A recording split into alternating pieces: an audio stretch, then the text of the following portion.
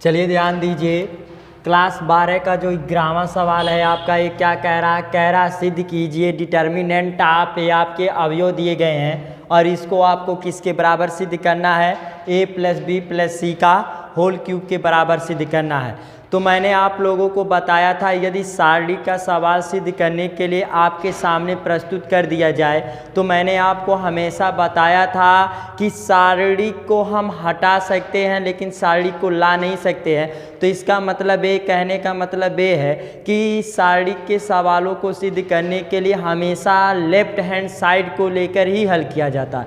तो हम सर्वप्रथम किसको लेके हल करेंगे? लेफ्ट हैंड साइड के अवयवों को लेके हल करेंगे। तो लेफ्ट हैंड साइड का अवयव आप लिख लीजिए। तो लेफ्ट हैंड साइड का अवयव आपका क्या दिया गया है? a - b - c, फिर उसके बाद दिया गया है 2b 2c। ये C1 कॉलम में दिया गया फर्स्ट कॉलम में।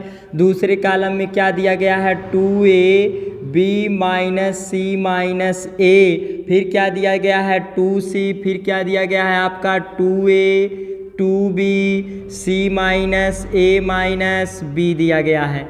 और हमें सिद्ध क्या करना है? लाना क्या है हमें? a + b + c का होल क्यूब। कहने का मतलब ये है कि आप लोगों ने क्लास 11 तक पढ़ा होगा, यदि किसी अवयव पे घात लगाई गई हो तो मैं उस अवयव को उतनी बार गुणा करके लिखता हूँ जितनी उसकी घात है। अर्थात कहने का मतलब ये है कि जो a + b + c आना चाहिए वह कितनी बार आना चाहिए? 3 बार आना चाहिए।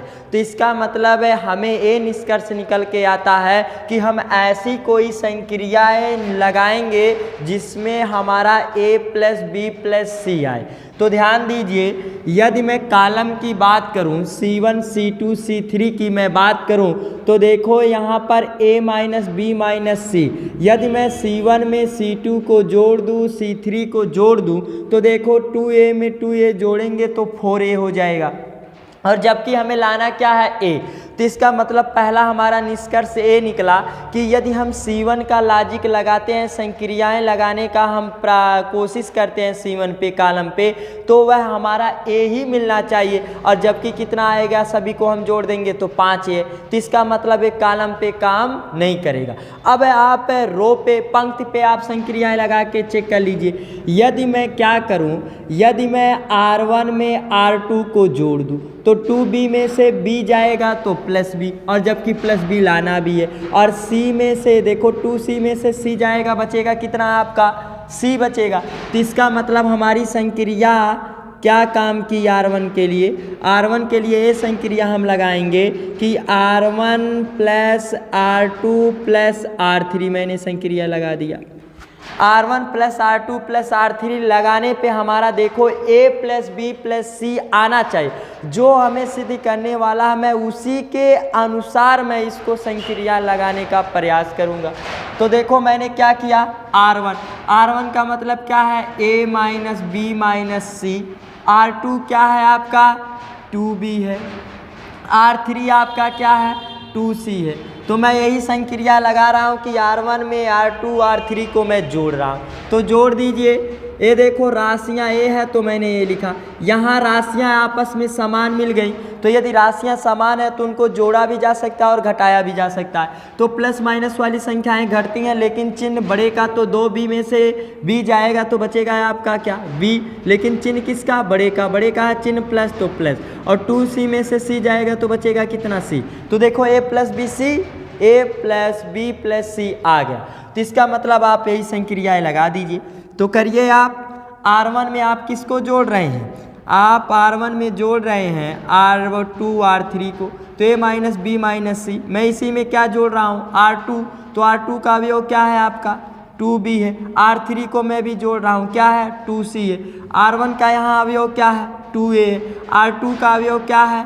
b - c - a है आपका। फिर R3 का अवयव क्या है? 2c है।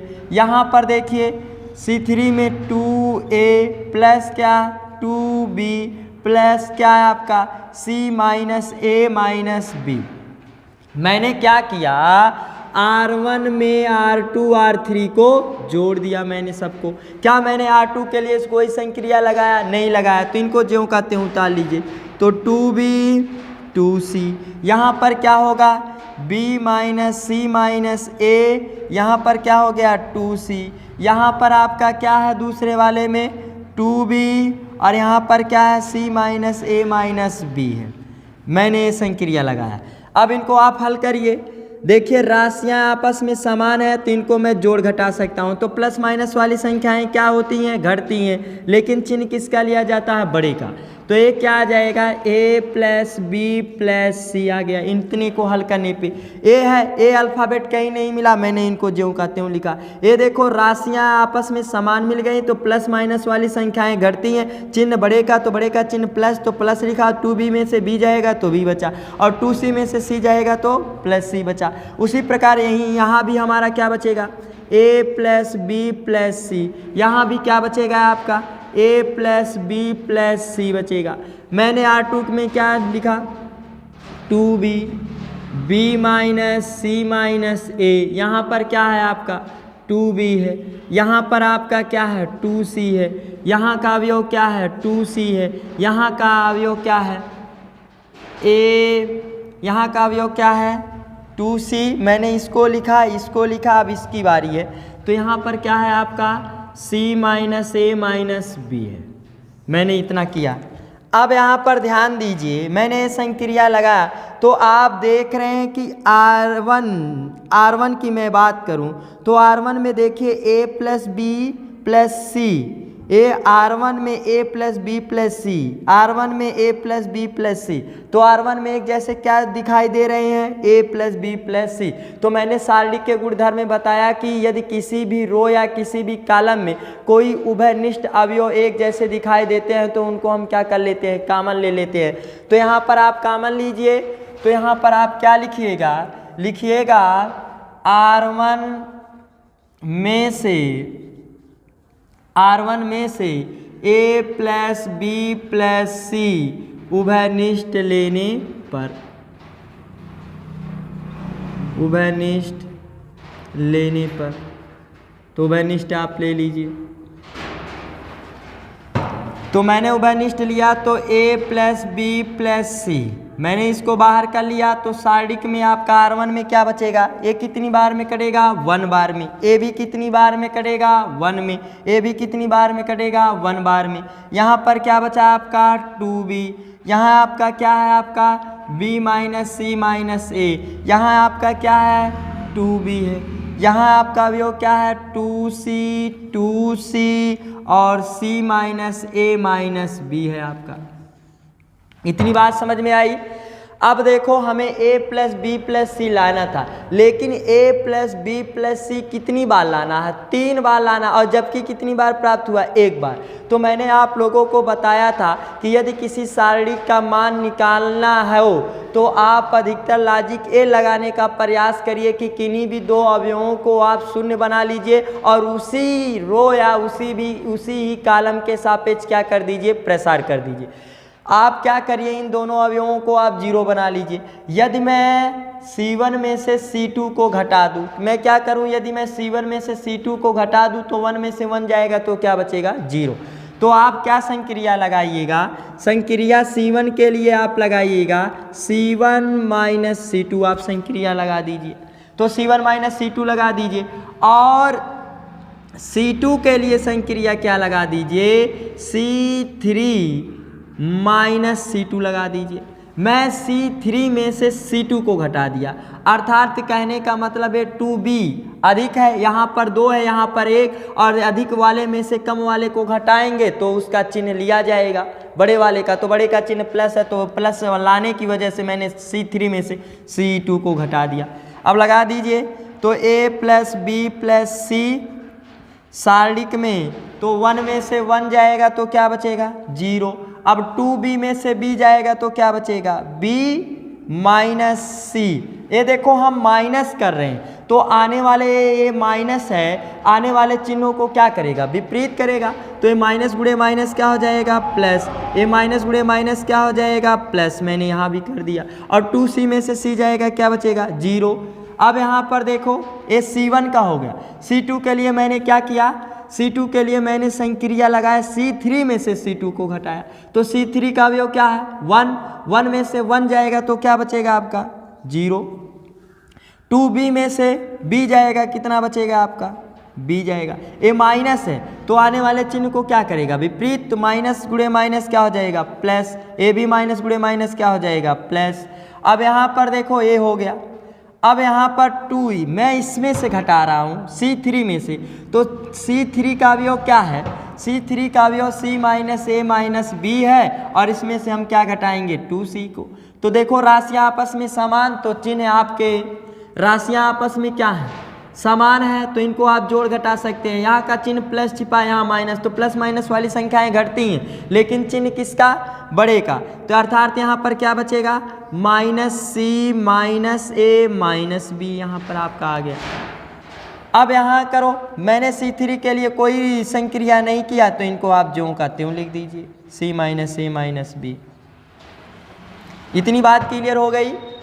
अब मैंने कहा यदि किन्हीं भी दो अवयवों को आप 0 बना देते हैं तो देखिए किस रो या किस कॉलम में शून्य की संख्या अधिक है, उसी के सापेक्ष क्या कर दीजिए प्रसार कर दीजिए।